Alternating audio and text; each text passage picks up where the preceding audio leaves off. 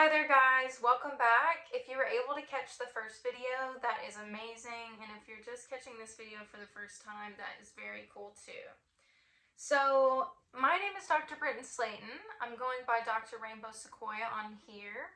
I am making these videos so that we can learn more about ourselves, learn more about the matter around us, learn more about our bodies, and how everything's kind of working around us. I know in my first video I talked a lot about quantum physics, and that can be kind of confusing. So I want to kind of dive in a little bit deeper on what some of that stuff means and just allow space for that so we can all learn a little bit more. Quantum physics basically means small physics. We have Isaac Newton, who created your modern day physics, how things work, big movement actions, and this is called Newtonian physics, classical physics. And in the early 1900s, a guy named Ernest Rutherford came along and he discovered more about atoms and these things that make up all of the matter around us. He discovered that they exist a little bit differently. They behave differently than the big world around us. And because of this, it was termed new physics, small physics, quantum physics.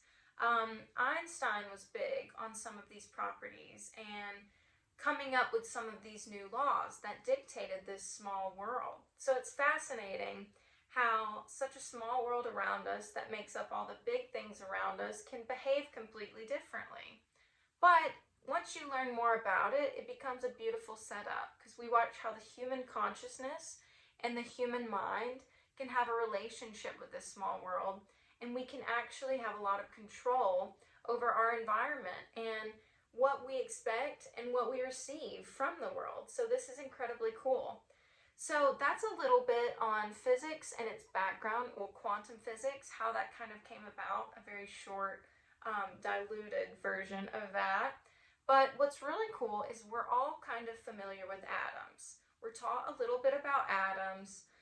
We hear about the periodic table and how these atoms are making up everything around us. What are atoms? So I mentioned Ernest Rutherford. He discovered that atoms were 99.9% empty space. And this is fascinating because it makes up all of the hard matter around us, all matter around us, but things that we picture very dense, these atomic particles, are mostly empty space. Because atoms have these electrons flying around them, creating this electromagnetic field and behaving based on the expectation of the viewer, it's fascinating. Our whole body is made up of these electrons flying around atoms, creating matter. This matter coming together, making a cell. This cell coming together, making tissue. The tissue coming together, making all of our organs, and then all of these organs making our body systems. Our body systems then define this huge body, this human body, and then we have all of this energetic matter making it up. These are all energetic qualities. All of these things are derived from energetic components, components in this small world, this quantum world. So this means that some things we know about science are actually a little bit different once we really acknowledge this quantum physics, this small world, in the way that we allow it to let us discover more about ourselves and our makeup. For example, cells actually, we've discovered, are communicating on this basis. It's an energetic basis, it's organic. One cell is able to read the electromagnetic field of another and receive information from that. So there's a ton of information in these energy fields of these atoms, quantum information. So this is fascinating. We have these atoms. We have these electromagnetic fields as humans. What does that mean? So as humans, we have all of these small fields coming together, making our big field. We talked about building blocks. The body tissues become the body. So all of these electromagnetic fields come together, and your body has a big electromagnetic field. So because everything has these electromagnetic fields, we have frequencies, vibrations, everything to have an expression in matter frequency has an expression that it's showing up as, a vibration. So this is fascinating because it means that we're either existing in a certain realm of vibration, and this can be changed over time.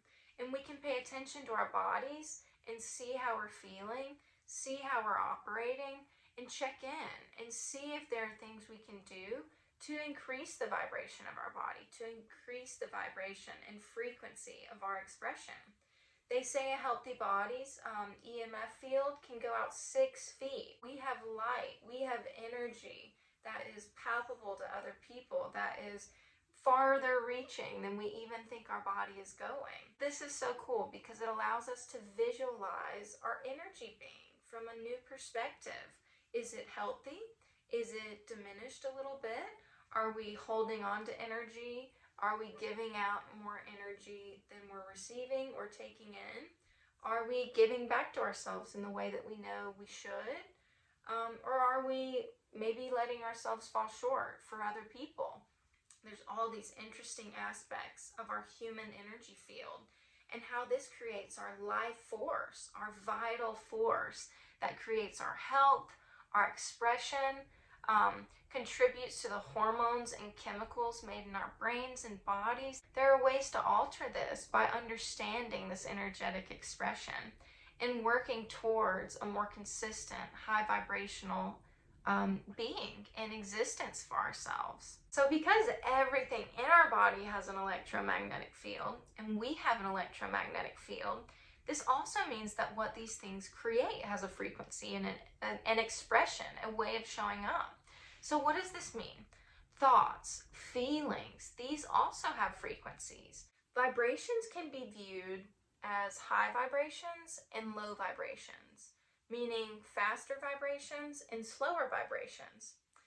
We don't like the term good or bad because it's how the world is around us. It's natural.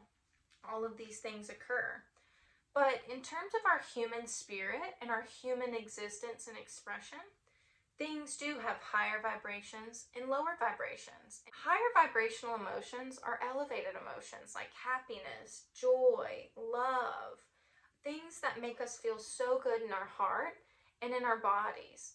But other things have lower vibrations, and we term these sometimes survival emotions because they're anchored in our lower energy centers where we're kind of feeling like we have to survive, like in primal times.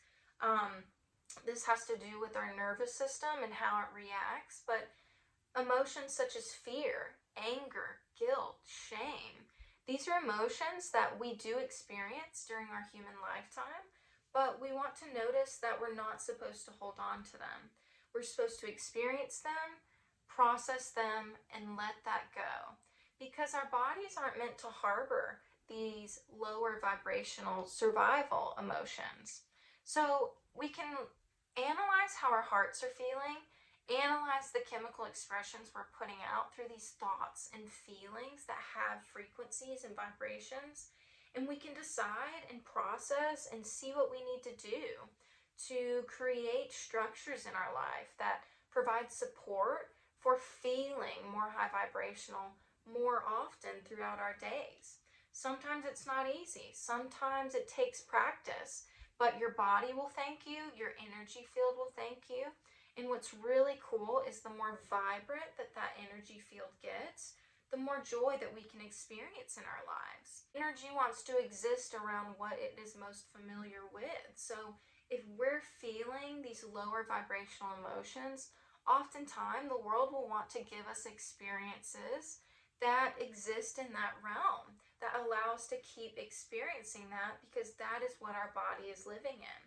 But if we are experiencing high vibrational emotions and emotions such as joy, love, forgiveness, things that make us feel good in our hearts and our souls, when we're feeling more of those and more steady as a human, we are able to provide more to our life force and feel even more capable of attracting good things our way. The world will want to give us those experiences that continue making us feel good. Because once again, remember, these atoms, the electrons within them, show up based on where the perceiver or viewer is expecting them to be. So this is so cool. We have the capability to change our inner bodies, energetic expression, vibrational expression. And by doing so, we have the ability to even affect the world around us. So by going in, evaluating our own lives, and seeing how we can learn to experience more high vibrational emotions and thoughts more often, putting practices in place that allow this to happen just sets you up for success. It sets you up to then be more in control of your life force. Because when you really think about it, it doesn't come down to denying negative emotions or pretending like we can't feel those. We definitely can.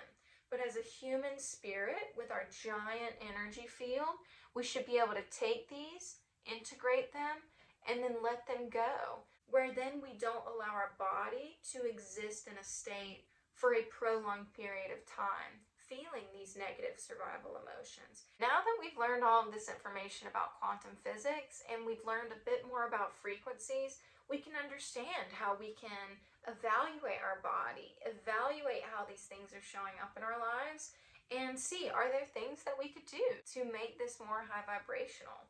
Are there choices that I could make that are more high vibrational than another choice? Because at the end of the day, we're all learning, we're all growing, we're all evolving, but we have the beauty of deciding at what pace that is and how much pain we truly experience along the way.